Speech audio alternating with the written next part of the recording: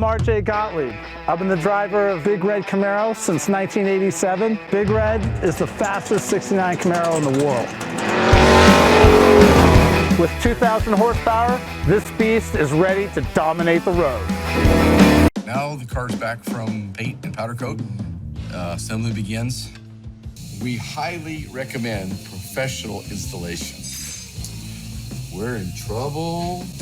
This is the best part of the project, is being able to take all your nice new shiny parts and hopefully they marry it all back together again.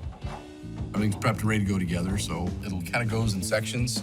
Some of it is mostly going right back how it came off. I'm kind of working on suspension, hanging all the suspension parts, and there's new stuff there. We actually got the fuel cell completely assembled and put in the car today. And all the tin is in the car now. Mark's been working on getting all the back sides of the wheels cleaned up. We're upgrading all the wiring, and Jack's been here laying all the stuff out. Pretty much anything electrical in the car, I'm gonna hook it up. This car has an aftermarket electronic fuel injection system. We're gonna have to wire all that in. It's gonna have the race pack data logger that is gonna be hooked to water temperature sensors, transmission temperature sensors, oil pressure sensors. Everything's using like military-grade connectors, military-grade switches, the same switches that they would run on, the space shuttle or the B-1 bomber. We're putting in the race car so that we don't have component failures to worry about. The wire we're gonna use is aircraft wire. So everything will be built to withstand the extreme conditions of racing. A couple different tests going on today. Basically a tune-up with the fuel injection to see what this new motor is going to like with the fuel injection unit on it. We decided to try a different manifold, different throttle body. Hopefully that'll run a little bit better and pull harder. If we get right around 900 horsepower, anything above that would be great. The old motor, normally rated, carb rated, made about 850, 875. So anything over that is icing on the cake. So it should make at least 900, I'm guessing at this point. Once the engine's on the dyno, it's a lot similar to an operating room. Everything's looked at. So once we start the engine, we can simulate a load and a power pull on the dyno. Been working on it all day and running it and doing pulls on it and trying to get the electronics all right for the EFI so it works correctly. We got enough time for one more pass. Hopefully this will be it.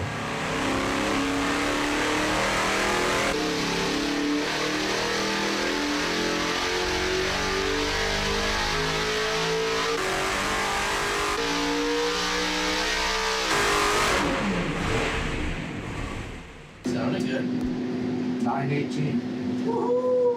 Today, we finally get to do what I really came out here to do, put the pieces together. We just got the motor back from Larry, from the engine dyno. I think it came back around something over 900 horsepower. It's just as pretty as a race car, and it's time to start putting the hours in, putting this thing back together and getting ready to rock and roll. That's the first time we've ever been able to put the motor and transmission in one piece at one time. That's hours of work that will pay off in the future we won't have to deal with. We made a bunch of changes to make it easier and smoother for us to make repairs out in the field. So it's so much better already. Now it just goes.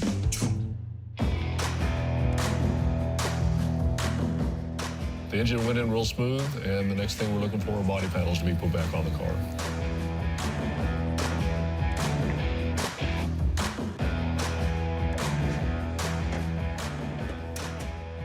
We have to redesign the hood a little bit to get as much airflow through the top of the air cleaner as we can get, and it's right now sitting on about half of the air cleaner. We went and bought a new hood this morning, and we're going to do some cutting on it. Our fiberglass are back together. We're going to use the hood we have for testing next week, but before we go to Pikes Peak, we'll have the other hood on.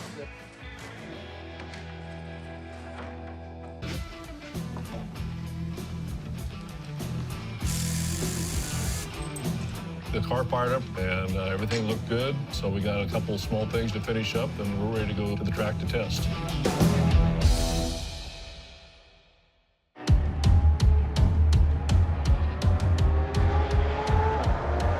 We're in Butwillow, California at a SCCA road race track, testing Big Red for the first time after it's been totally renovated. Besides just doing a shakedown on the car itself, we're bedding brakes in, different brake pad combinations and compound, and see what we would think works the best for Pikes Peak. I don't see any major problems that could arise because everything that's on the car has worked before. It's mainly just a tweaking of all the things that we put on the car. We have three-way adjustable Penske shocks on the thing now, so that's going to be a learning curve. We're running a new clutch too, going back to a 3-disc Tilton clutch. That's going to be a learning curve for him going back to that, because the clutches we've had in the car are conventional Borg-Beck 3-finger and very forgiving. And these clutches aren't forgiving. They're either on or they're off, or you burn them up. Car's been down to thousands of pieces taken apart and put back together again. I hope that putting it all back together, it'll still be the same old car that it was, and I think it will be. But inevitably, there's always a little bit of fine-tuning you got to do once you've done that many changes on a car.